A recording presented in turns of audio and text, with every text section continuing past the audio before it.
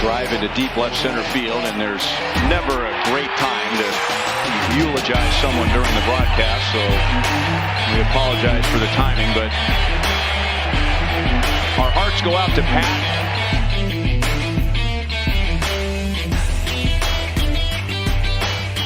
Sorry for your loss.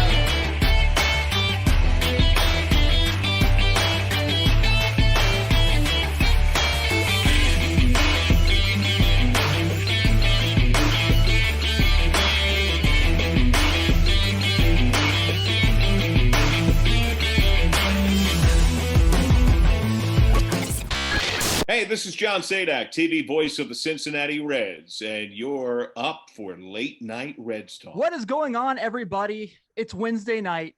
You know what that means. It's Late Night Reds Talk with this three-man trio you don't want to face in a short series and our very special guest. Really excited about the show this week as we are celebrating the Reds winning 6 of their last 7. Should be 7 of the last 7, but we won't get into the negative part. We're all positivity here. We're going to talk about the win today against the Royals, getting ready for this marathon against the Brewers with the All-Star break in between. So we have a lot to touch on. I am Tim Daniel. Go ahead and go around the panel as always, starting with Mr. Red Lake Nation himself, Nick Kirby. What a difference a week makes, baby.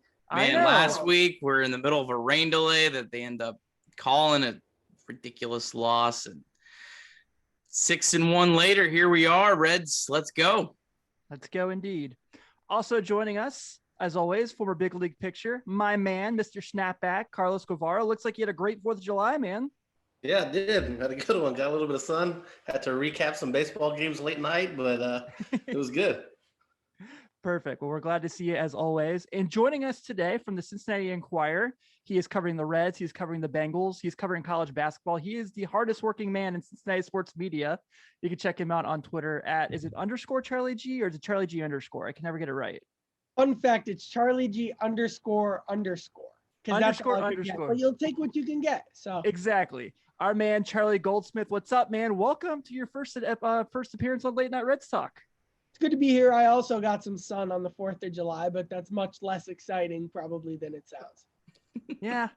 Well, you were probably at the ballpark during the Cubs game, weren't you? Yeah, I figured. So you got us beat there. You win. Yeah. All right. So before we get into this, a little housekeeping, just so we can keep everything involved. And I don't forget things because I have a tendency to do that when we get started. First things first, we are now on Apple Podcasts, like we mentioned last week. So we are waiting for reviews. And if you give us reviews, there might be a possibility you could win some of these.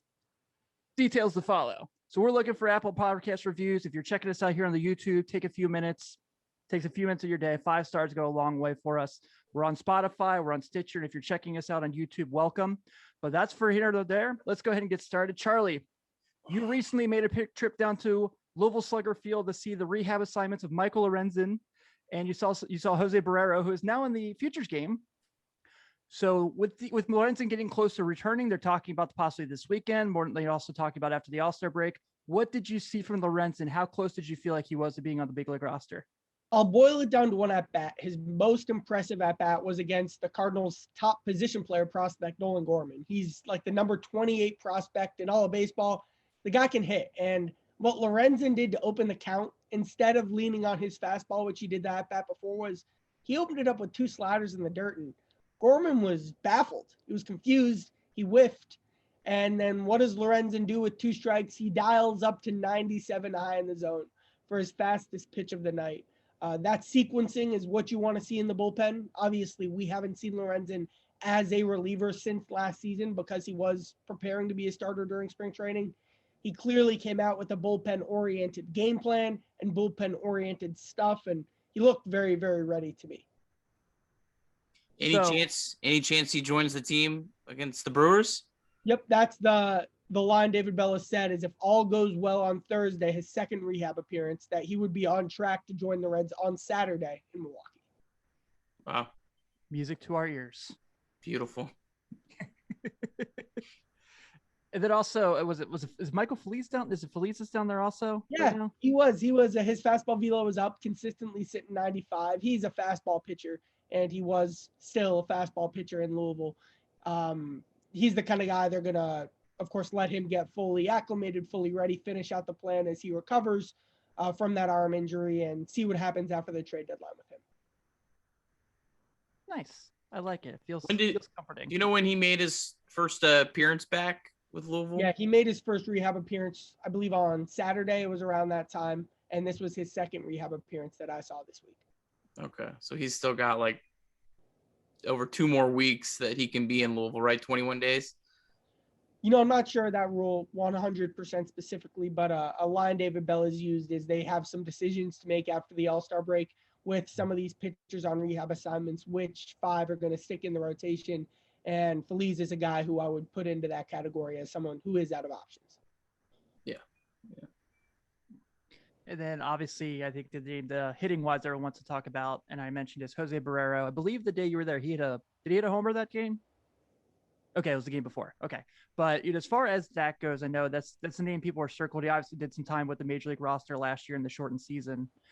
Did you see? What would you see the expectations are for him from what you've heard within the organization? Yeah, the expectation is for him to continue to develop into the best hitter he can be, and the good news is that this season he is having the best success at the plate that he has had in any season of his entire minor league career, regardless of level. It has been a little bit of a slower start in a few at-bats so far in AAA, but you look at the swing changes he has made, that gives you confidence in that bouncing back. And then his production in AA was beat for beat exactly what you would want to see from him. He's kept the leg kick, but he's integrated a more upright stance at the plate, very similar to what Joey Votto did last season. That just makes a more compact swing. He uses the phrase, be short to the ball. And from what I saw in Louisville, he didn't have one bad off-balance swing the entire game. So those adjustments, they didn't lead to a home run when I was there, but it was almost the opposite. The fact that he didn't have an off-balance swing might be the most important for him. He got off to a really bad start, I believe, in AA also. I think his first, or maybe it was when he started the alternate site. I think he had a really, really slow start. So I think it was spring training. From how I remember it, he didn't have a hit during spring training. Obviously, that was not ideal, but then those stats don't matter. And clearly he has responded from that, earned a futures game invite, which is huge, and which I think might be one of the bigger signs that all of baseball is seeing the step forward he has taken at the plate this season. So, Carlos, bringing you into the conversation here, from what you kind of saw in the shortest stint of at-bats that he had last year, how much do you think that change in his swing is going to affect him moving forward? I mean, the biggest thing is kind of what Charlie was talking about, from not even putting my own eyes on it, but to get described as not being off balance on any of your swings. That's kind of like, to a pitcher, that's kind of, whoa, he's kind of locked in, or he's got his, I would kind of say kind of like a delivery as a pitcher. He's got his setup, his timing. Sounds like he's right on it. So, I mean, to me, they mentioned that he talked to Joey. There's kind of like some similarities between their changes that they made, and for him to be that quick already and to be balanced throughout his ABs, it's a pretty big deal. Yeah, it's definitely going to go a long way for sure. So Charlie, let's kind of go into, I want to kind of talk a little bit about this past weekend. Obviously was the Cubs series. The Reds sweep the Cubs. They've now swept everyone in the division at least once. But more I want to kind of talk about, like, for you, I know you kind of been in the game for all the home games. What was it like to see a full stadium for a full weekend again? This is how I've been putting it. When David Bell began being the Reds manager, when he got the opportunity to be the manager for his hometown team, it was 4 series like that weekend against the Cubs at Great American Ballpark. That was his first time in a packed stadium in a playoff race, because in 2019 he could have some packed stadiums but no playoff race, and in 2020 he had a playoff race but empty crowds. And just from my perspective as well, for a team that obviously has the expectations that it has for the course of the season to then go out and kind of bury the Cubs as well, sent a message, I think, externally across the division, and just also showed to me that they have that their depth can lead to a lot of wins this season, because that was kind of the recipe over the weekend in Chicago. It was kind of Reds and Cubs played, I remember, a series in the end of 2019. It was a really, really fun series in Wrigley. The Reds were way out of it, but the Cubs were fighting for a playoff spot. It felt like the first series since then. That was just a really fun series. It was a well played series. I think the Reds took 2 of 3 from the Cubs, and they actually, I think that they really struggled on the stretch and missed the playoffs. And it just, I don't know, to me, it felt like kind of the first series since then where it was like, wow, this is real baseball that matters. And yeah, that was just an awesome series. Yeah, it's exciting to see. Like, I don't know, it's because now we're starting to get full capacity, like stadiums are able to fill up and people are eager. Like, there's been some good games where the crowds got into it, like San Diego, LA games. Yeah. The Reds now, like, it's fans are into it and it's fun. It's exciting. You definitely get a playoff feel from it. It's pretty cool. Yeah, and then you watch the Yankee games and all their fans are like, had their heads buried and they're throwing stuff. It's awesome. I love it. Six straight come from behind wins. I mean, the last 6 wins have all been come from behind wins. That's insane. I mean, probably a couple years of my life taken off, but it's been exciting, man. The 2021 Reds, say a lot of things about them, but the one thing you can say, they're very, very exciting every night. They're interesting. They're just a lot of fun to watch. And, I don't know how everything's going to play out, but every night I tune in, I'm entertained one way or the other. So that brings me, Charlie, I got to ask you this because you and I work on all the same college basketball beats. What's it like to actually cover a team that's like consecutively winning and consistent and fun? Because as you know, from the teams we've worked together on of our college basketball games, we don't see that too often. That's right. Good. No response. Doesn't need coaches texting him. Yeah. Relationships, we got to make sure we keep those together.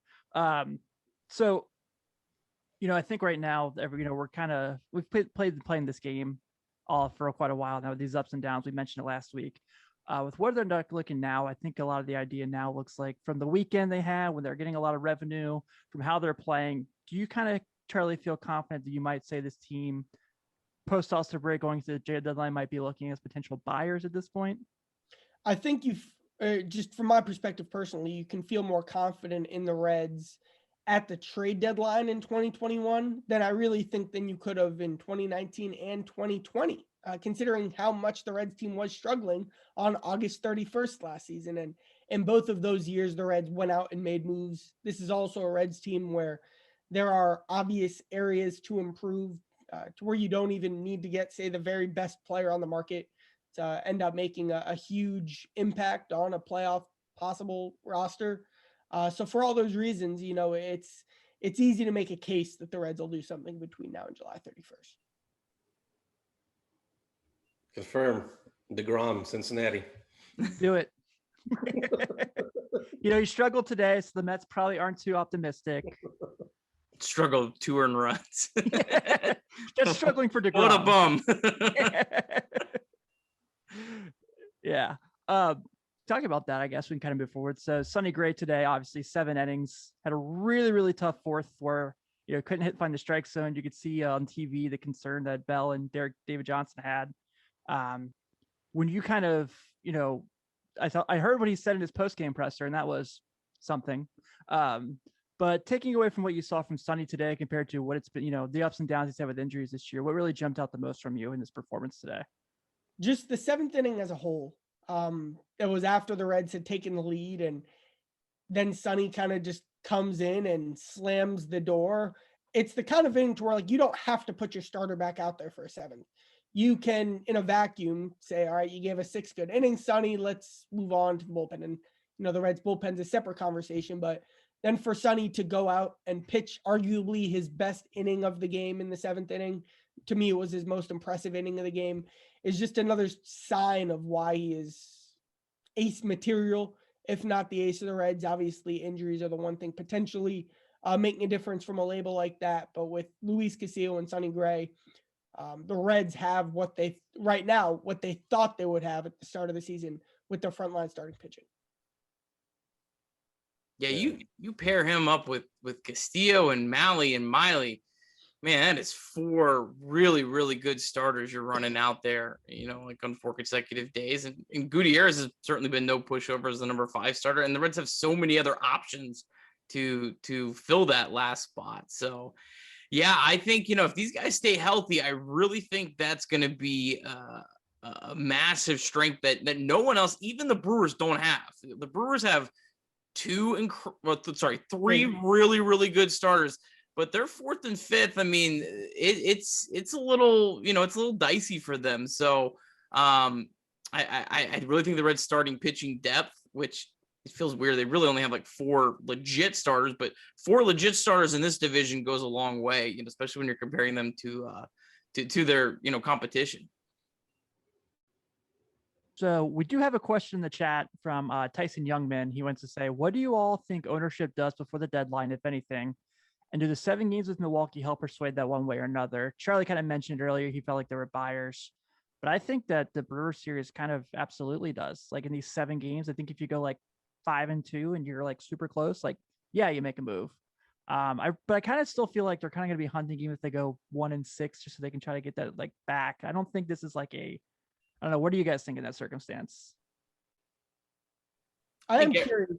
This has been a series that multiple players, multiple members of the coaching staff have said it's a very important series, and obviously it is important for standings reasons. That's clear, no doubt about it. But what's impossible to parse is how much of the timing of the series is a reason that they're calling it an important series as well, because it is one of the crucial stretches. We're now in the stretch run to the trade deadline, and the Brewers series comes right at that inflection point almost. Yeah, it's hard to see the Reds going like 2-5 in those 7 games. Assuming the Brewers hang on tonight, I mean, that would put the Reds like 9 games back. So, I mean, it's hard to see the Reds buying at that point. So, yeah, I mean, it matters. I don't think the Reds need to go, 6-1 or anything crazy like that. I would say sign me up right now for 5-2 all day. Get the Reds within 3, and I think they would really be in a good spot. But honestly, even 4-3, getting within 5 games, you're still gonna have a couple weeks before the deadline. I think you're in a good spot. But yeah, I mean, it's not just the standings. It's what will the team do, and will they get a chance to maybe see that starting pitching depth, the lineup that's clearly the best in the division. Will they get a chance for them to play the full season out and see what they can do? The Brewers have clearly overachieved to this point. I think they're going to come back down to earth. They seem like they're showing a little bit of signs of that. How much that remains to be seen. But I also think the wild card spot in the National League, I know the Reds are quite a few games back from that. I know the Padres and Dodgers both look really, really good. But a team like the Giants, that's another team that has really overachieved. I think that second wildcard spot could really get in play. It's really hard for 3 teams in the same division, even with the Rockies and Diamondbacks, to all win like 90 plus games. So, how will that all shake out? I mean, keep winning. I mean, your Reds are 4 games over 500 right now. It's an 85 win pace. You keep winning, there's probably going to be a spot open up, or at least a competitive spot. Yeah, I completely agree with that. I think, like you mentioned, just that difficulty of that 3-man race there. And I think one of the things you've talked about all year, Nick, is if you look at this team's schedule come September, it's, pretty favorable to the roster. 9 of the last 18 games are against the Pirates. I mean, that's what you want to close out a season. That's for sure. And God only knows what that Pirates team is going to look like in September. I mean, they're going to trade anyone they can at the deadline. They might also shut other guys down that at that point in the season. They're certainly not going to risk any injuries at that late in the year. So, I mean, you never know. They might have some hungry guys, and it's baseball. But yeah, I mean, the Reds have a bunch of games with the Cubs too. If the Cubs sell a little earlier before the deadline, Reds have, I think, a 4-game series on like July 26th with the Cubs. That Cubs team, I mean, the Reds have already played well against them, but that Cubs team could really look a little different. So yeah, I mean, I think the schedule definitely is favorable for the Reds. Brewers don't by any means have like this significantly more difficult schedule. But yeah, I mean, I definitely think the Reds have a pretty favorable schedule in the second half. Yeah, I'm certainly with you. So Charlie, we'll get you out here. Thanks again, man, for taking some time to talk with us. We greatly appreciate it. One last question for you, Roll. Obviously this weekend is the Major League Baseball draft. They did this amazing thing where they're like, what if we have a draft when there aren't games on? It was crazy how that works out. Obviously the Reds are pretty busy the first couple rounds. Is there anything you've looked into? Have you thought of any prospects potentially that you've got rapport on or anything like that? I'll be honest, no. I haven't gotten to do as much draft prep as I would have liked to this year. But as you mentioned, the Reds have big opportunity. I'm very familiar with the position they're in. And look forward to see what happens.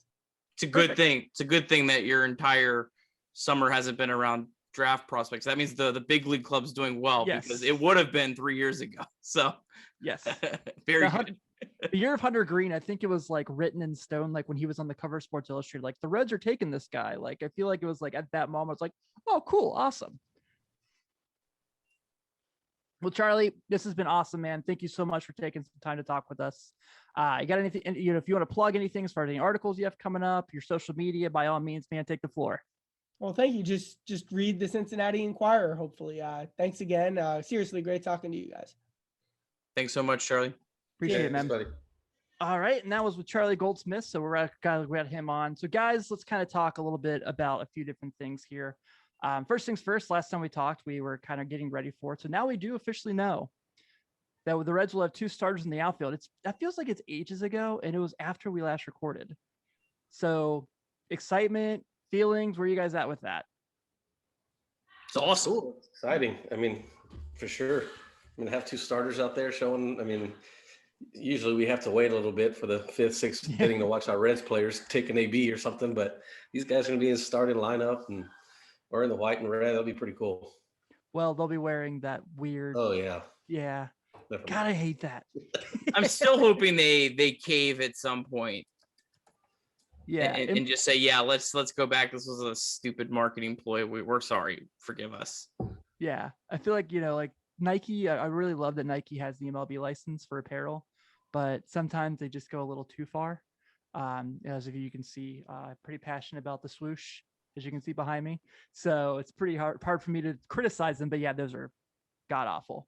But yeah, like you guys said, it's pretty cool that they're going to have 2 guys. We don't have to wait 6 innings like Carlos said. We also don't have a situation like in 2010 when Joey had to be in the last vote to get in, the year he won the MVP, which was unbelievable to me. But yeah, I think it's exciting. It's really cool. It's right in the middle of the break. That's the reason Castellanos got a day off today, is what they were saying on TV. So he got a break. He won't have a break during the All-Star gig. So we have that. And like Charlie mentioned earlier, we now have an additional guy in the futures game with Jose Barrero joining Nick Lodolo. So we've talked about this quite a few times because I think, Nick, you mentioned a lot of people seem to have this idea that this Reds window is here as far as about the shut, but really if you look realistically at what they have in the pipeline and who's what the contracts look like for this team, I think it's a little more open than people are kind of saying. So, and I think we've kind of harped on that quite a bit throughout the season.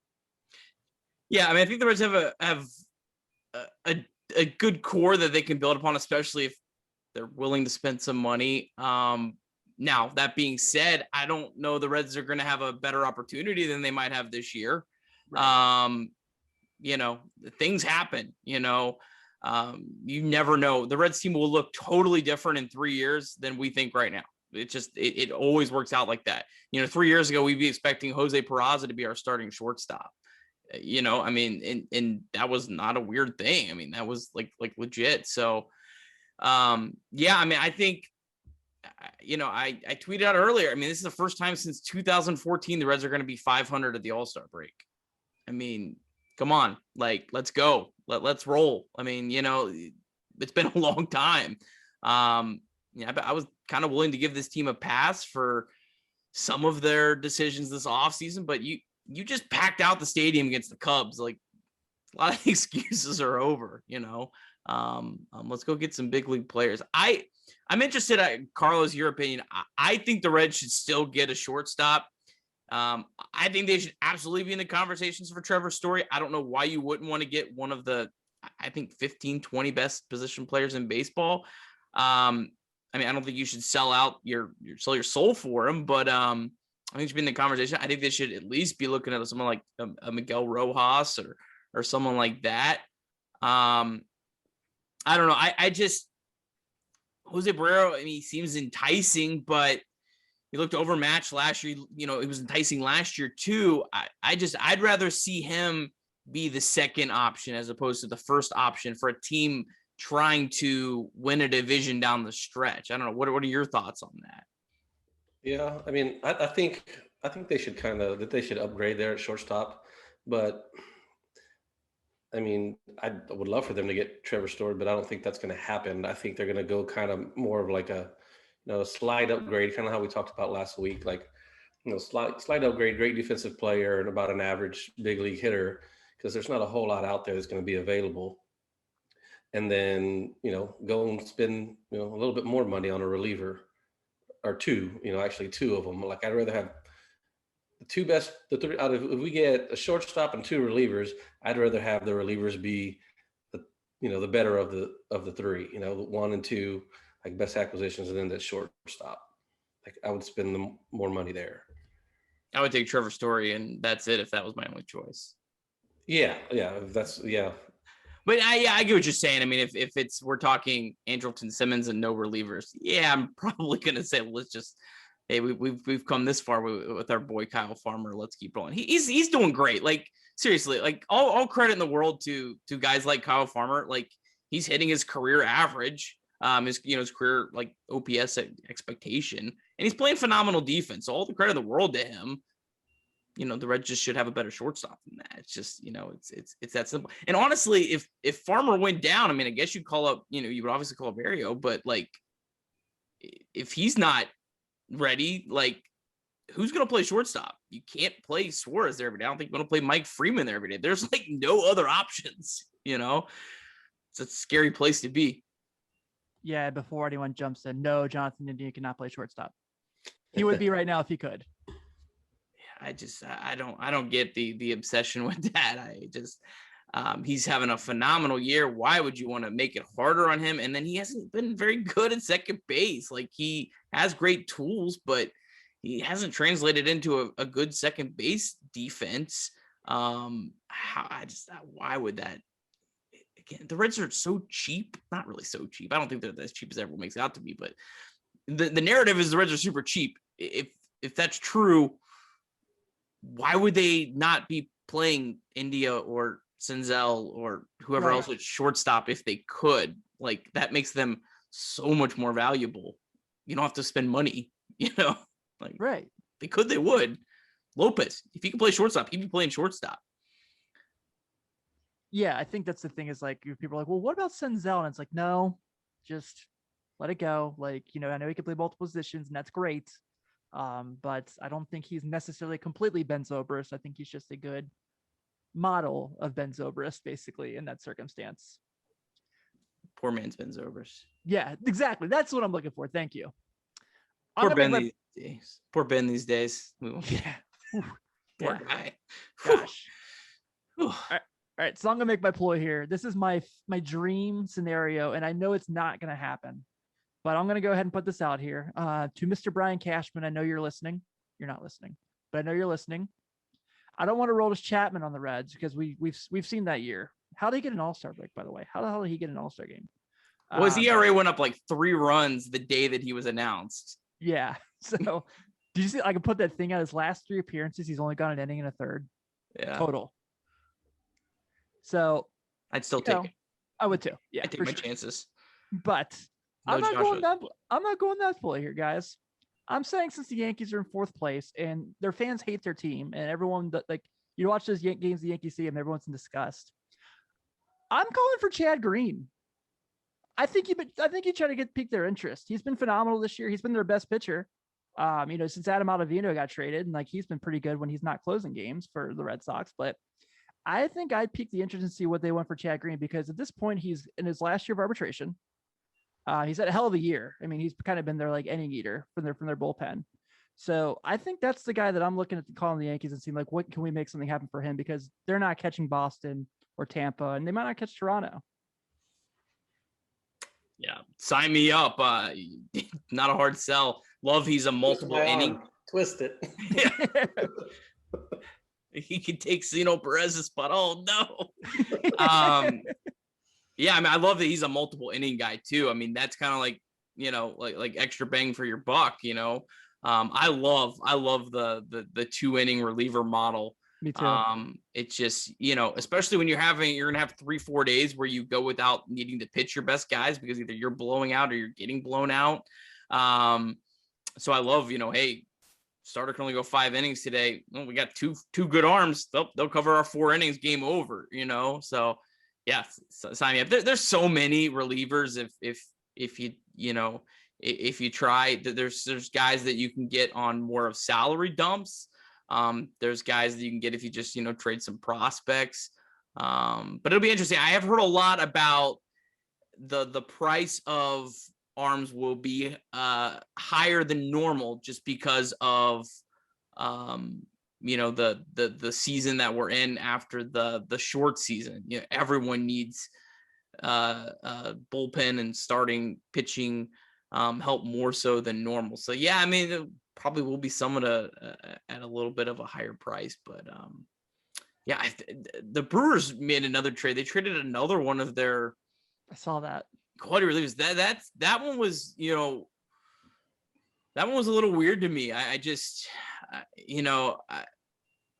maybe they're thinking we're going to flip him for him and then we're going to get some more bullpen help from somewhere else down the road. But they've traded 3 relievers now. I mean, the first trade obviously with Willie Adames is, looked like looks great, steal at this point. But yeah, I don't. 3 relievers in this year, how the hell are they going to hold up? Yeah, I don't know, man, but like I could do kind of feel like they're kind of falling soon. And like you said, we saw some glimpses of that today. How about Jose Peraza finally getting a big hit for the Reds today, guys? Right? My man had 14 home runs in 2018. Man, he bamboozled me. I thought he was going to be good. I really did. After that 14 home run season, like 14 home runs. I don't like his plate approach. He never walks, but hey, he hit 14 home runs, play shortstop at Great American Ballpark. Man, you're going to be a star. Yeah. Or at least an average player. But right. Yeah, exactly. Jose. So I kind of want to talk about something that's really jumped out because I obviously want to kind of talk about what the role of the team so far. I know we've got about a half hour to go for our regular show. I don't know if you guys have noticed this, but we saw it today really kind of play dividends. And we've seen it quite a bit from India, but the base path aggressiveness from this team, I feel like it's kind of picked up a little bit during this win streak. And you're really seeing in these close games. Today, Shogo steals 3rd, which was awesome. And you've seen India, obviously, it's got 7 stolen bases. The team as a whole doesn't have a ton of stolen bases. But have you guys kind of noticed, and also what your thoughts are, kind of like how they've been? It feels like they've been a little bit more aggressive on the base path.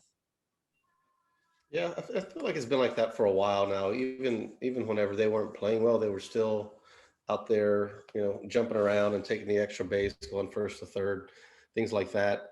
But it's more prevalent now that they're winning. We notice that a little bit more, and it's more of a rah-rah instead of a golf clap, like good job type of deal. Yeah, I've seen a lot of studies more taking the extra base is something that can be really, really valuable as opposed to stolen bases. I think stolen bases are so overrated unless you have a Billy Hamilton, but he has to get on base.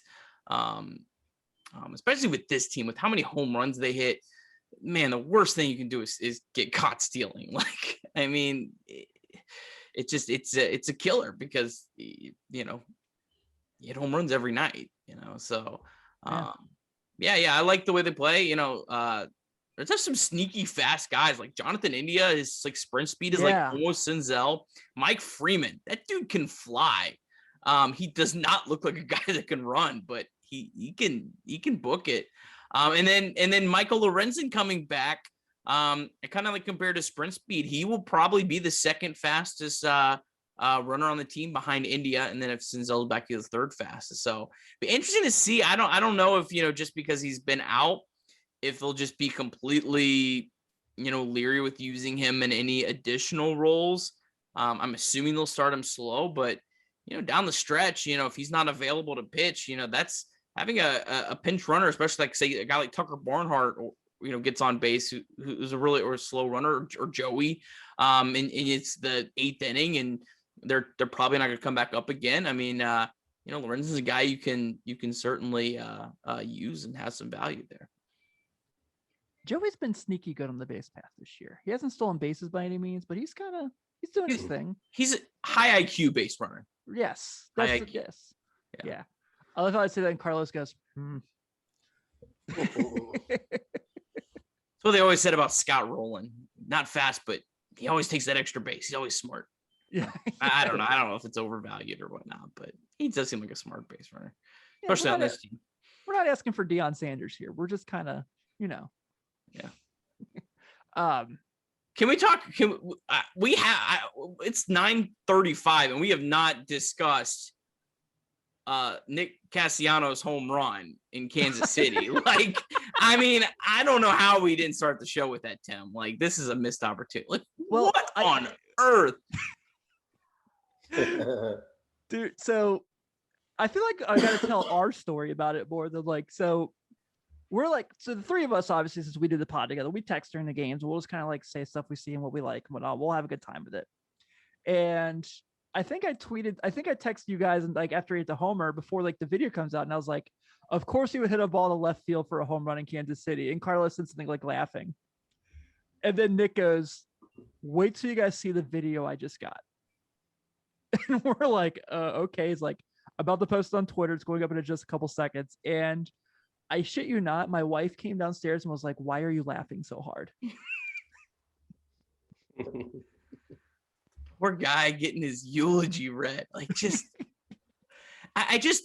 My favorite part of that is I just imagine the Kansas City TV producer who said, hey, we need to, say something about this guy. He wasn't, he's like, oh, let's do it in the 7th inning. That's our good, or it was like the 4th or 5th inning. It was a good midway point of the game. I just imagined him going, all right, we're doing this. And then I was like, oh no, what have I done? He had to have known instantly, I just made this go viral. Well, dude, they were talking about Levitard the next day. Levitard had a whole 5-minute segment on it. That was hilarious to watch that.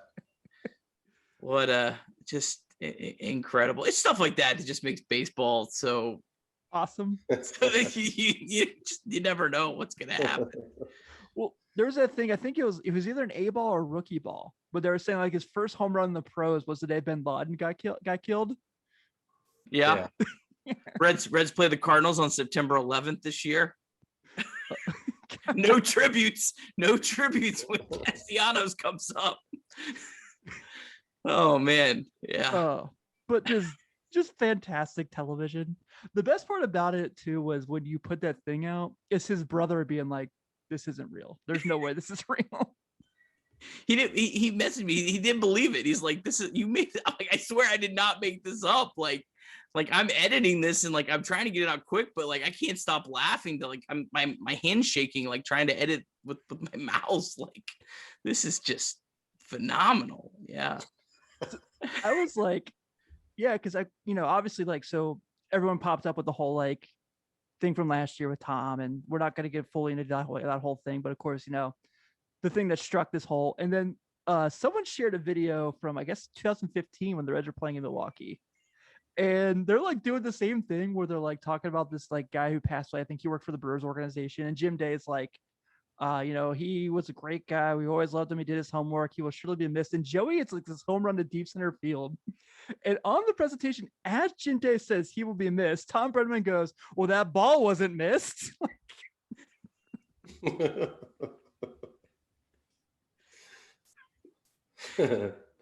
Baseball, man. Baseball.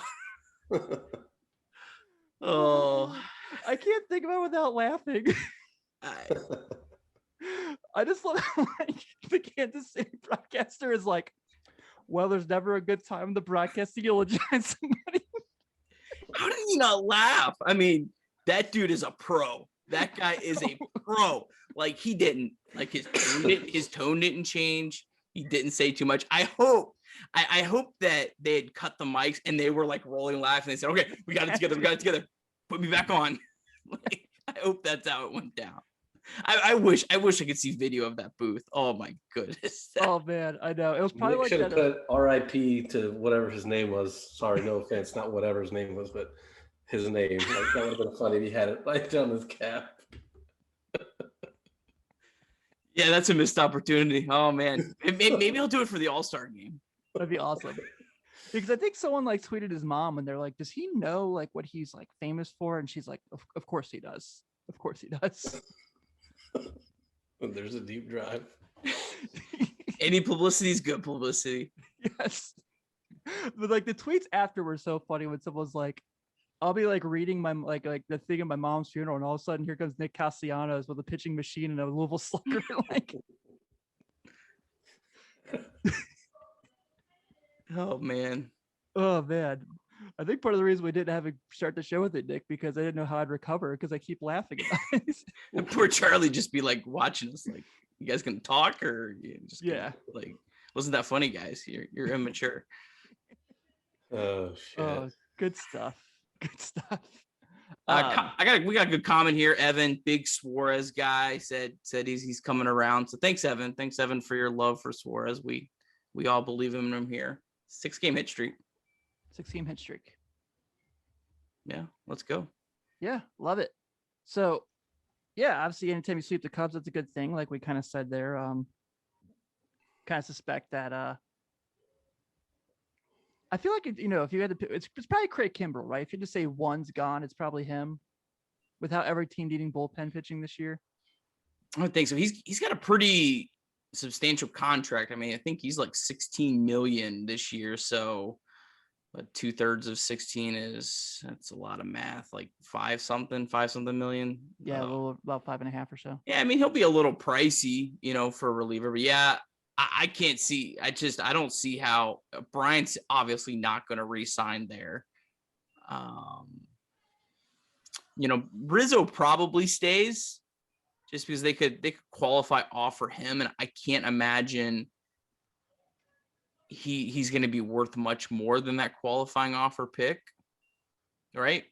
Yeah, I can't imagine. So and they want to. I think they want to re-sign him. It sounds like he wants to stay there. I hope we get his decline years and they have to, pay a first baseman that's not productive. That'd be wonderful. So I'm all for that. If they're keeping any of them, that's the guy I would want. I mean, he's the oldest. Contreras, I mean, so many teams need catchers, except for the Reds. Some of the Reds don't need a catcher. We've always needed a catcher and we're loaded. Who else? Who's the other? There's Baez. Yeah. Baez. I mean, I think it'd be awesome to trade for Javi Baez. Him and Amir on the same team. I feel like they would just I feel like both of them, like with their big personalities, but yeah, whatever. We're teammates now. Let's go. Yeah, I feel like they would get along so good. I mean, it's hard to see the Cubs trading, but is there a team that needs Javi Baez more than the Reds? Especially the Reds would just be such a good partner because Baez is, I think, what Carlos was saying. He's that shortstop that, the Reds don't need an elite hitting shortstop, but Baez is a great defensive shortstop. He hits at least league average. Man, he would be a perfect fit for the Reds, especially I would imagine the Cubs would probably throw in some money or pretty much give him away. That'd be a perfect fit. I can't see it happening, but no, you never know. I mean, you never know. Yeah, I feel like when was the last time they traded within the division? Reds got Sean Marshall. I mean, Sean Marshall was an elite reliever when the Reds got him from the Cubs. So, I mean, I don't, I think that was 2012. Yeah, pre Theo Epstein. Like, was it that long ago, or was that one of the first Theo Epstein moves? No, it was like right before that Theo came in, because I remember reading it when you were reading about the trade forever, and the Cubs, they were like, the Cubs really love Travis Wood, and we're like, cool, take him, by all means, yeah. So that got Sean Marshall in that deal, and then I think that's the last time they traded in the division. I mean, yeah, outside of, some, small moves. Yeah. I mean, the Reds got a pitching coach from the Brewers. That wasn't a trade, but It was nice. I think the Reds and the Brewers made a trade. I don't know. I can't remember. I think the Reds and the Brewers made somewhat of a trade. I don't know. It's a little bit easier when like the Cubs are in kind of a weird spot because like they're expecting to be competitive next year. So it's a little different to trade someone like when they traded Sean Marshall, like they knew they probably weren't going to be good the next couple of years. Right. It'd be weird to trade Javier Baez and then both teams are like competing for the division title. And you know what I mean? I feel like that's a little bit different. I don't know. If I was a GM, I don't feel like I would worry about that. Just like whatever's the best offer, like who cares? Like, but I don't know. I mean, it's it's your livelihood. People will come back at you if he tears it up for your rival. But Carlos, what about your Padres? Do you think Kim is going to be? Do you think the Reds might be able to get Kim from them? I mean, I don't think he's on their target board or anything like that. It wouldn't be. I mean, I don't think it would be an upgrade. I guess he plays shortstop, but I don't think he hits as well as Kyle Farmer, does he? Yeah, I don't think so. probably close. And I can't see the Padres wanting to trade him. They signed him because Tatis does have a somewhat of an injury track record. They want insurance there.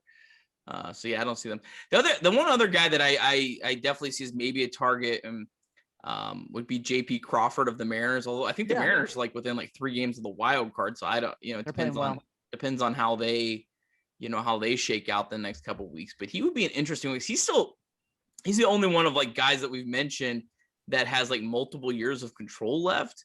So like I don't know if the Reds would ever say, hey, would you be interested in a shortstop for shortstop swap and look at trading Barrio, who probably has a little more upside. And I think probably about like 3 more years of control. Crawford would be a more of obviously a better contributor this year and maybe next, but Barrio kind of has the more long-term potential. So I don't know. That'd be another interesting one. I don't know. Carlos, Tim quit. He's out. He's done. F this. Carlos, who do you think has a better chance of having a big game in the All-Star game? Winker or Castellanos? Who's starting for the American League? So I had it up here. It's a lot of right-handed pitchers, which is why I would probably lean Winker. I think Winker's probably better hitting like right-handed pitchers. Bieber, Cole, Valdi, Gibson, Lance Lynn. But those starting pitchers, like they like to throw a lot of fastballs during the All-Star game. So I don't know. It's a toss-up. Either one of those guys, really. Yeah. Unless he's left-handed, then I would easily go Castellanos. But... Oh yeah. Not even. I hope Winker doesn't have to face a lefty in the All-Star game. That would be brutal. Yeah. Dude, being at the All-Star game is so weird when like starters just keep like coming in every inning. So like I went to the one in Cincinnati and it's like, oh, it's the 4th inning and here comes Felix Hernandez. You're like, oh, this is kind of awesome. But it's just so weird because you're like, oh yeah, like this guy's in and this guy. And it's just pretty funny to see, like, especially you see like these stars like David Price. I guess now he's been in the bullpen for the Dodgers, but like seeing him coming out of the bullpen to like throw again, I'm like, is this 2008? Like it was pretty wild. Yeah, I've had pretty tough luck with the All-Star game. I moved to Cleveland the year before it was in Cincinnati, and then it was in Cleveland, and we had a 2-month-old baby, and so I didn't go. So yeah, just I got to get to one. Definitely on my bucket list. NBA All-Star games in Cleveland this year. Yeah, I don't think I'm gonna pay whatever it would cost for that. I don't blame you. Trying to see who. I went to humble brag. I went to watch Joey play in New York whenever it was at was it Citi Field, I guess. Yeah. It's called. That was a pretty cool experience. Like we were kind of, it's considered like family, so we got to ride on the family like bus, like an hour on the red carpet show.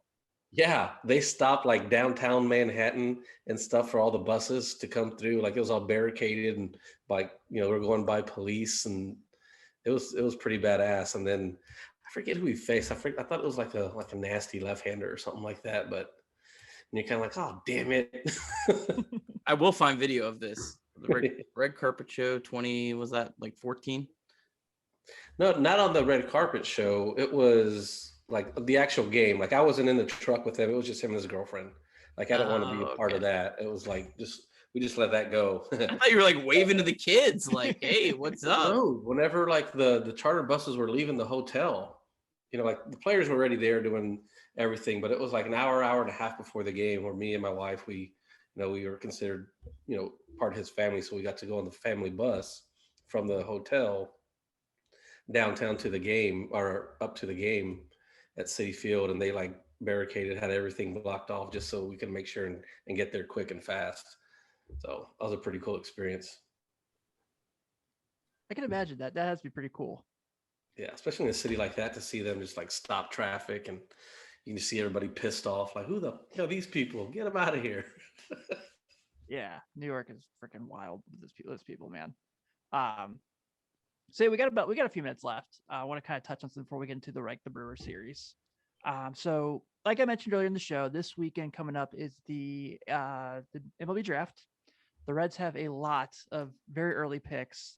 And so Carlos, I kind of wanted to kind of go through your time. We got a ton of questions too. Awesome. So you guys care if we run a little over an hour today? I don't really care if you guys don't. You guys got anything to do? I can talk about the Reds for 10 hours, especially when they have a 6-in-1 week.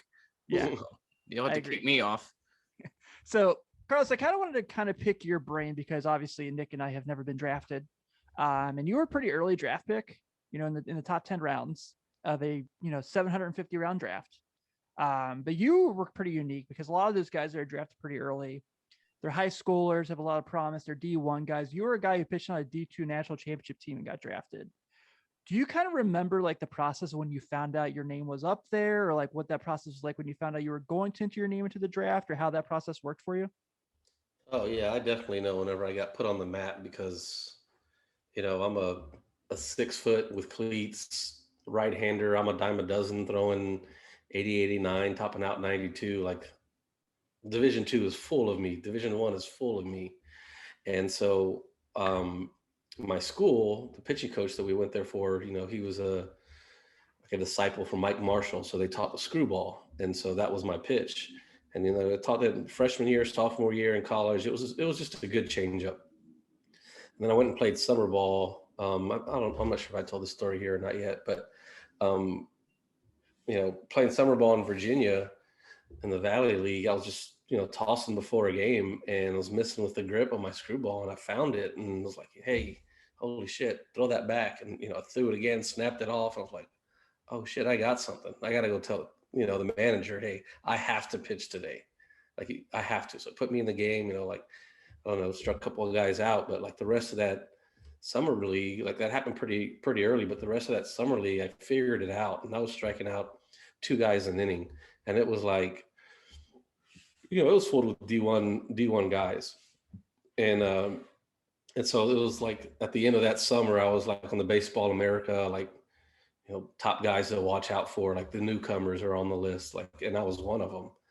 And all right, well, I remember playing like fall ball, and the coach, there's a couple of scouts there. In San Antonio, there was usually like a Red scout, a Brave scout, and like a Mariner scout that would come if you had anybody. And so they'd show up, and the Reds scout, Jimmy Gonzalez, told my pitching coach that they was kind of friends with, like, hey, we like Carlos, we'll probably end up taking him this year just to make sure he stays healthy, blah, blah, blah. And then we get to the next part of this story that I'm going to try to make as short as I can because this could take a whole hour if we wanted. So my pitching coach gets fired like the day before spring starts. And this is like going to be the biggest spring of my life. So he's the reason why I went there. He gets fired the day before spring starts. My new head coach, or not my new head coach, but my head coach, we didn't get along because of that right away. So we bumped heads. A month later, I quit the team. I couldn't take it anymore. I quit the team. Missed a couple of starts. Get back on the team. Start dating his daughter. It had nothing to do with it. She's now my wife.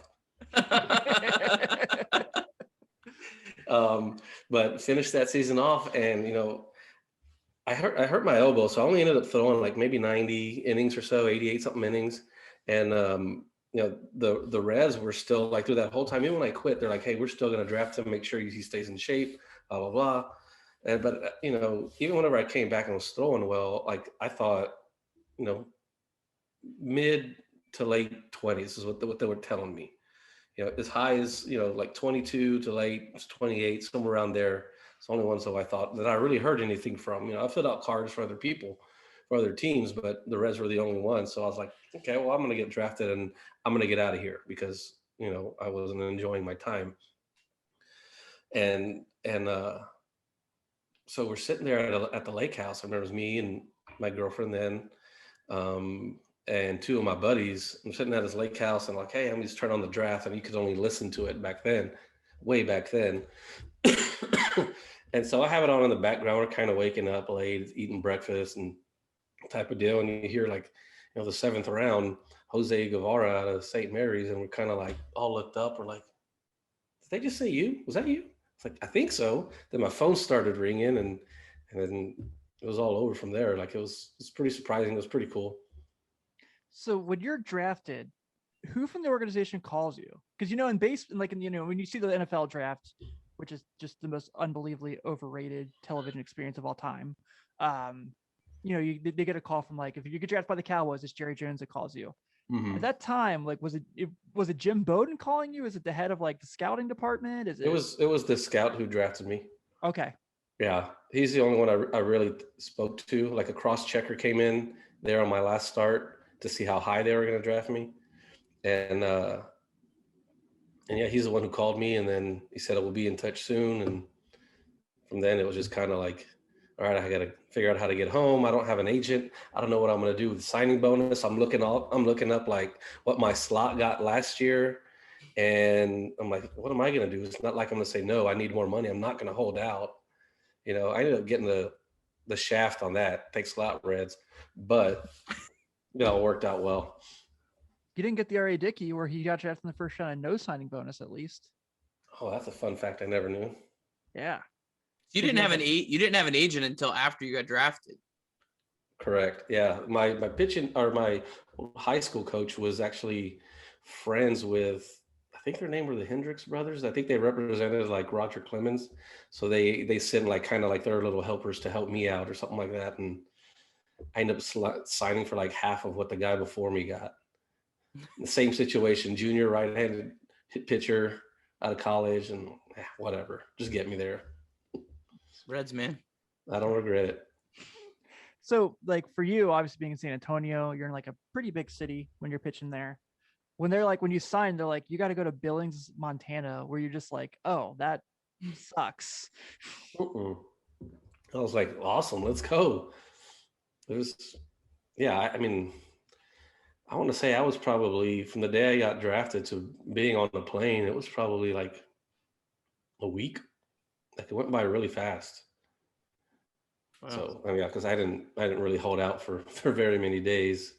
We played through the numbers around back and forth like 2 or 3 times, but then the next thing you know, the scout shows up at my house. We signed the papers, and then he's like, "All right, we're leaving in 2 days. Meet us at the airport." Did you like Billings? I've heard it's a really like nice area, nice scenery and all that. I mean, it looked really cool. I wasn't there very long. I was too good for that league. So yeah, totally joking. Those guys ended up winning the league that year. I was kind of pissed. I missed out on a ring. But yeah, no, I think I had 1 start in Billings and then 1 on the road, and then I got called up to Low A. Yeah. For someone who played with the Dragons, I do kind of have to ask you this: the sellout streak. Mm-hmm. Do you buy it, or is it just kind of they say they sell that many tickets? Or no, they did. I mean, I can't imagine too many teams that were worse than we were in 2004. Like we lost like 90 games in a minor league season. That's a lot. Yeah. You only play 140. There were multiple double-digit losing streaks. It was bad. We had Alonzo Powell as our manager. He was great. I love that guy. If it wasn't for him, we all probably would have got insane. He was probably our best hitter. I was trying to think. So 03, who was that draft class with you? Was that Jay? No, I don't think so. No, he wasn't in that class. Who was number one? Ryan Wagner was number one. Oh my God, I forgot about him. Ryan Wagner, and then Thomas Pauly, who I took a guy. He was my roommate, Thomas Pauly, out of Princeton. I don't think he started pitching until he got to Princeton. And through like 98, I remember we had to go keep the chart in Dayton. Like the pitchers had to go behind home plate when you were a starter and track everything. He didn't know the positions. Like I had to write it down. 1 is the pitcher, 2 is the catcher, 3. Oh, no. I swear to God. I was like, they gave you how much money? Was Dayton like the coolest uni you had? Because that hat's like pretty freaking sweet. The D with like the green. I hated the sleeveless jerseys. I always hated that look. Yeah, it felt weird pitching like that. I didn't like it. Oh, I love the sleeveless jerseys. I don't. But I remember like being called up there, and I was like, like we played at Dayton. I was like, holy shit! Like this is the minor leagues. This is what it looks like. Like I'm out of rookie ball now, and this is low A, and the stadiums look like this, and there's always 10,000 people at the games. And then we went to like, I don't know where the hell we went. It was brutal. It was so bad. The rest of them. What's so funny is how that stadium's built. So if you've been to Dayton and you've been to Louisville for AAA, literally like their stadiums are built the exact same. Like if you like go to like a game of Dayton, you go to a game of Louisville, and you're like, oh, that's where the bathroom is. You ever been here? No, but it's just like the Dayton Dragon Stadium, like spot for spot in the outfield, like where the benches are, like where the like you can get the hot dog stand, like exact. So like I was like, this is kind of funny. Mm-hmm. All right, so Nick, you said we have quite a bit of questions. So Yeah, you want me to read some of them? Yeah, let's run through it. So a couple of them we've kind of got to. So if we don't read your question, verbatim, it's probably we kind of answered it in the show. We kind of got something similar to this a lot. Eddie said, what happens when Senzel and Moustakas come back? I don't think you can take India out of the lineup. Yeah, I agree. I don't think India can come out of the lineup at least significantly. I don't think Senzel has a spot to play versus right-handed pitching. There might be an injury, that creates a spot for him, but I don't see how he plays. I mean, he could certainly play against left-handed pitching. The Reds could really use him there. Mm-hmm. The way that David Bell uses his roster, just because you don't start, you'll still probably get 40 at bats a month. So yeah, I mean he would be useful. The Moustakas is the weird one. I don't, you cannot play Suarez at shortstop. Please don't do it. It's just don't. Why? Why do you want to torment Luis Castillo? I don't understand it. He's rolling and his defense helps. He had 12 hard hit balls last night and only gave 1 run. I mean, defense helped him. So yeah, I mean, obviously an injury could solve the problem, I guess, for you. I don't know. I mean, if Suarez isn't hitting, I mean, I think he, might be the guy who has to sit the most. I mean, I think you just have to do some sort of rotation. Suarez could certainly play every day against left-handed pitching. But yeah, I mean, I think he's probably at this point the odd man out. But, let's wait and see because he does have a 6-game hit streak right now. I mean, if he starts hitting with any production, he's probably not the odd man out. I don't know. What are your guys' thoughts? It sounds like it could possibly be the world's most expensive platoon with Moustakas and Suarez at times. Yeah. I feel like if Moose would have been healthy and Suarez just was somewhat near to where he was, I bet you Suarez probably would have gotten moved. Because he probably would have got the most return for his, his good contract. True. But I don't know. I don't. I mean, we're all in the dark with Moose on how long he's going to be back, or till he'll be back. So I don't really think they're counting on him to be back and to being back healthy as to play every day either. Yeah, I mean, they did that thing for him in Kansas City this week, and when he like waved, he was still in a boot. Oh. Yeah, I mean, I don't think they're going to try to rush him back either. They're just, they're They're doing fine without him, and when he comes back, it's a plus. and they're going to have to bench someone that, yeah, I mean, I know, everyone dislikes Suarez right now, but he's still a guy you have a lot invested. He's a guy, it'd be painful to bench Suarez. It's not easy. That's a brutal decision to make. It's How much not, better is he at third than Moose? Significantly better, I think he's better defensively at third base, but not by much. I mean, I would say it depends on the week, I mean, Suarez sometimes looks really, really good. Sometimes he doesn't. I mean, I think the overall numbers would probably, say Moustakas is probably a little bit better, but I mean, I don't think it's one of these things where I don't think it's one of these things.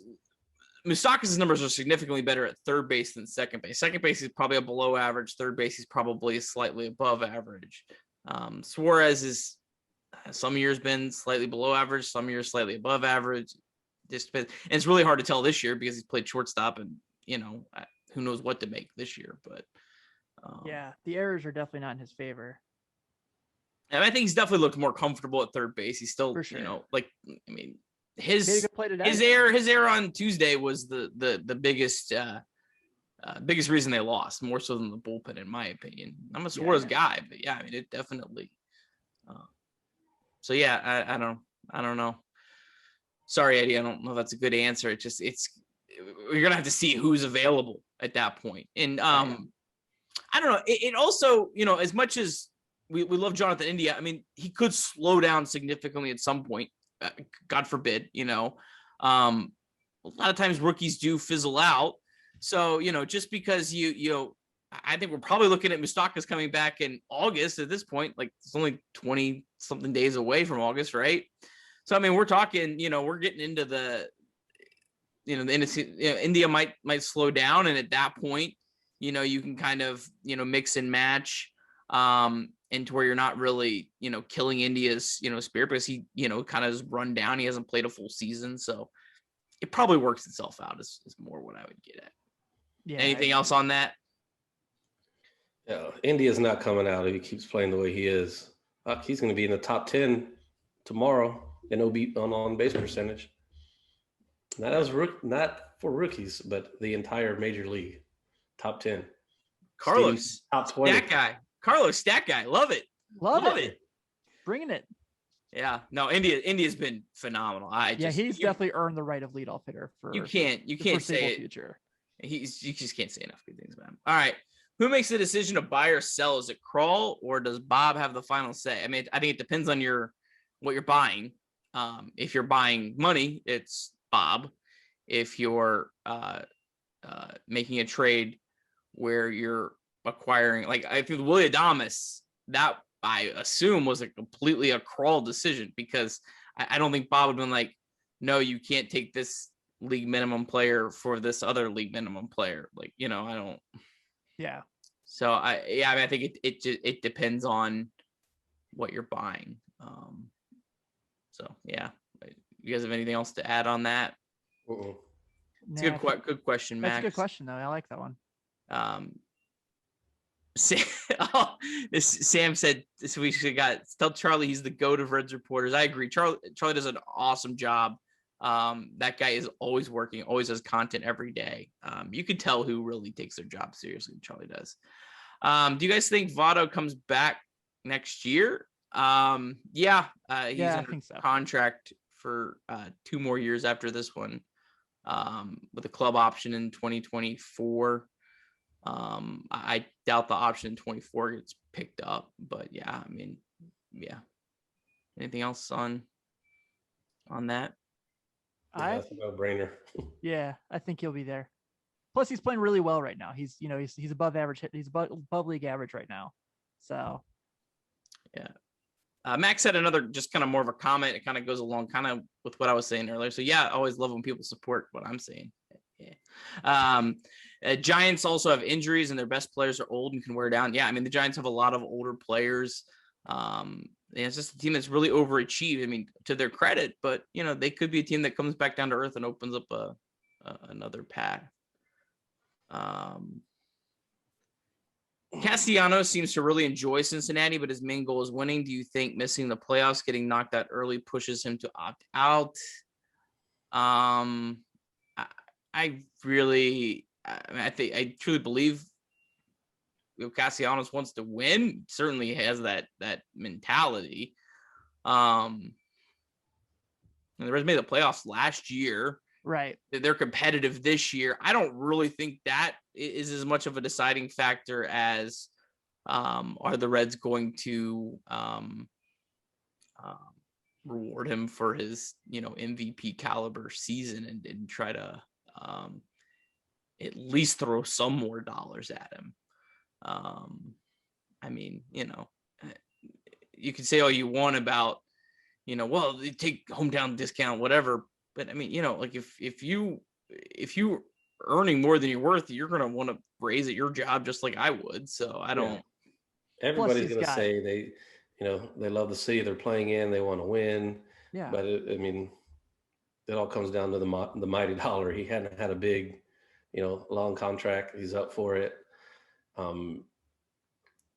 Hopefully the Reds throw something at him, an offer. Because I do think he likes it here. He likes to win. It's a great group of young kids around him for sure. They're going to win for a while. It's just if they can afford him or not. Yeah, I think the big thing too that people keep talking about the opt-in, opt-out circumstances. He's got the world's he's got the world's most famous baseball agent. So of course, that's going to play a part. He's not just gonna be like, oh yeah, don't take more money. That's good. That's cool. No worries, man. I mean, he's gonna be like, get every penny. So yeah, I mean, he's gonna, certainly, and he deserves it. Yeah. Is he gonna be able to throw those 2 moments of hitting those home runs in Kansas City? Is he gonna be able to use that for an arbitration? Like, hey, I also did this for the game. I think it's 3.5 wins above replacement or probably more. Yeah. Jonathan Scoop, I say his name right. Scoop. I'm guessing the question was, is he an option? I think he's a solid hitter. I'm trying to look up his outs above average. Ooh. Jonathan Shoop. He plays for the Tigers. I think he played for the Orioles for a while. Yeah. Decent hitter. He hasn't played shortstop. He's played first base and second base this season. Hasn't played shortstop since 2018. So I don't think the Reds need another second baseman, first baseman. So yeah, I would probably say, I'm sure he'd be a nice player to have, but I just don't see the Reds having a need. Jose Iglesias. I mean, I guess, he's an upgrade. I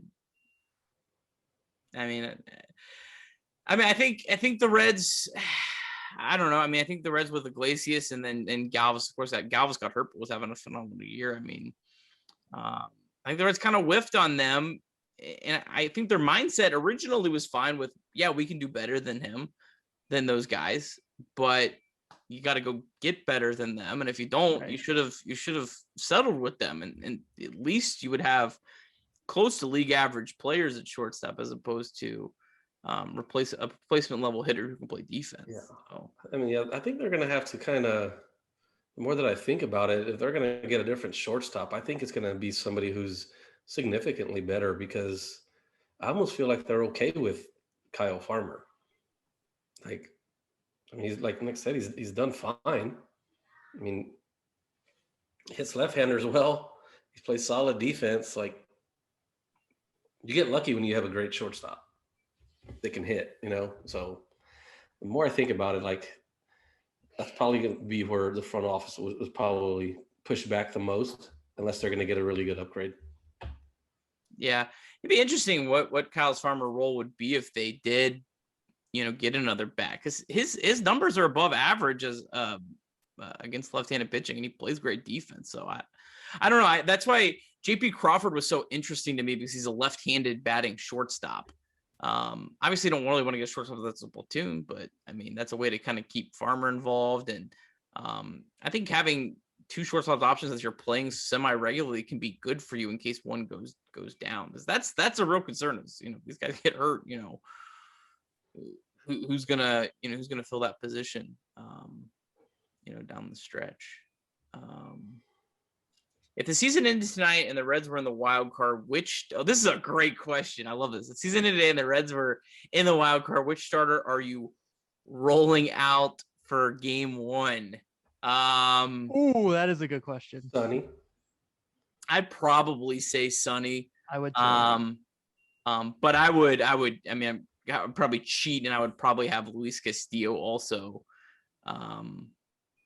Maybe Wade Miley would be my tandem guy, because he's a left-handed pitcher. And he has pitched in relief before.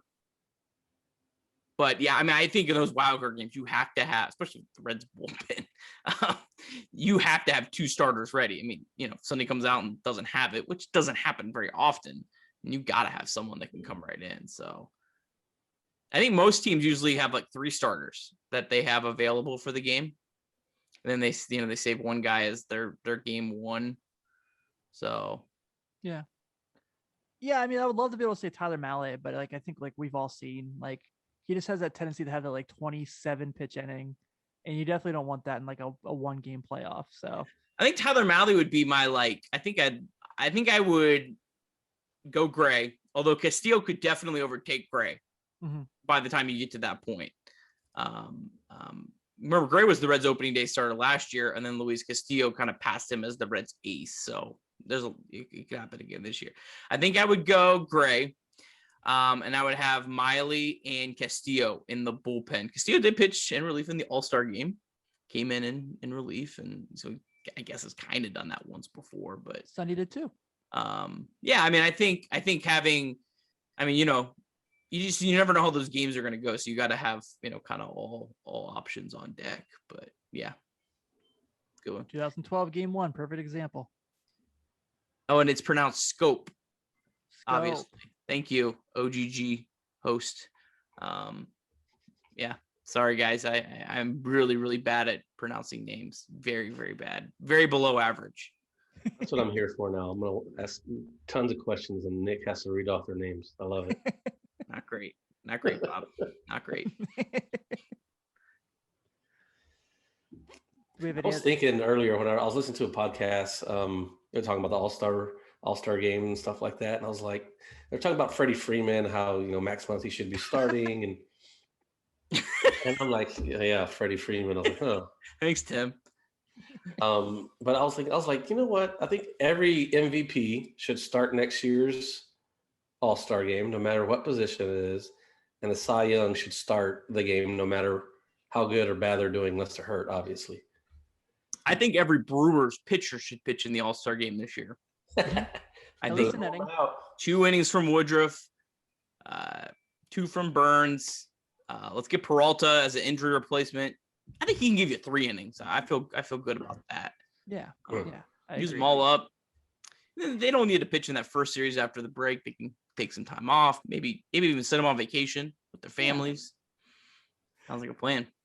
I was cracking up. I was listening to Baseball Barbecue today, because since we had Jordan Schusterman on, I always try to give them love because they were really cool to us. And they were making fun of how MLB was these all-star rosters are stacked. And it's yeah, they're the all-star rosters. They're like, who's going to top these guys? And it's no one, because they're the all-star roster. Did you see them retweet some of the old ones? They retweeted the 2012 All-Star roster. There was one of them Melky Cabrera was a starter, and I was like, it's funny. It's funny how those rosters do not age well. You're like, what? That guy started in an all-star game? Let's hope Jesse Winker is like not one of those. And by all accounts, I don't think he will. But it goes back to kind of what I was saying earlier. Like, you never know what teams and players are going to look like 3 years from now. Like things change rapidly in this game. Well, it's like we said last week. Remember, like Roland started in the 2011 one. He was like the 7th replacement for third base. And he was so bad in 2011. Like, he was not even good. He had one good year with the Reds, and then still disappointed. Frazier started over him, and why, man? That was in Pittsburgh, right? The All-Star game? Yeah. 2011 was. This wasn't it Scott, Joey, Arthur Rhodes? Arthur Rhodes was 2010. Okay. I know that the Reds had I think the Reds had Scott, Joey, Brandon, and I think Arthur in 2000. Yeah, 2010. I've watched that game back. Yeah, because 2011 was Joey, I think Brandon and Scott all made it again. Jay made it in 11, I think. We got a guy for that. Yeah.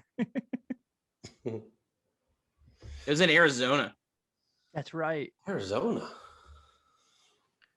Scott Rowland, Jay Bruce. No Joey. Oh, no, Joey's there. And Brandon Phillips. Yeah. Reds really, I mean, the Reds really have got a lot of all-stars. Like, especially for a team that hasn't necessarily been great the last decade. We've really gotten more all-stars than, I mean, the Reds have always been, I guess, top-heavy a little bit. But Alfredo Simon made it 2014. Yeah, that's one of the ones like what? Yeah. Yeah. Yeah, don't you remember? Or after he we would edit that Allegedly. out. Allegedly. No. Remember the home run derby?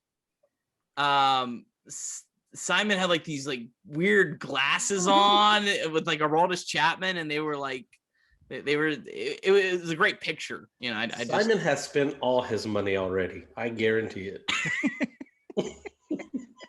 5 years ago. Yeah, exactly. Well, I think unless we got anything else we're going to touch on. Oh, I guess real quick. Brewers series obviously this week. Big start of the 2 straight series with the All-Star break in between. Kind of look at the pitching matchups real quick so you know what's coming up tomorrow. Tyler Mahle versus, is it Hauser is pitching tomorrow for them? Hauser. Don't make me do work. Oh yeah, Adrian Hauser tomorrow. Friday you've got Wade Miley going against Lauer, as my phone's being a jerk face McGee. And you got Saturday Vlad Gutierrez against Wendy Peralta. And the last game for the All-Star break, you have Luis Castillo. For somehow the Reds are just now seeing Brandon Woodruff for the first time, who I don't know how in all the Brewers games they've played, they haven't seen him yet, but obviously we know the Brewers rotation is kind of their strength. Thank God today in that loss to the Mets, they had to use their best relievers. So hopefully that's a good favorable thing for the Reds. Any expectations, predictions? You guys have any thoughts on that series? I mean, it's going to be a 4-game split. It's for sure going to be a 4-game split. I'm not even being greedy. I hope so. I will take either a 4-3 or 3-4. I'll take it. Yeah. I mean, I would look. 3 out of 4 would be just. No, I'm talking out of the next 7. Oh, like I'll take a 4-3 or 3-4, like just to where this is not going to decide whether they're going to go buy someone or not. I would take 5 and 2. I would take 5 and 2. Oh, I would take everything above a 500 record, but I'm just saying, like I would be, I wouldn't be mad if it was they won 3 out of 4.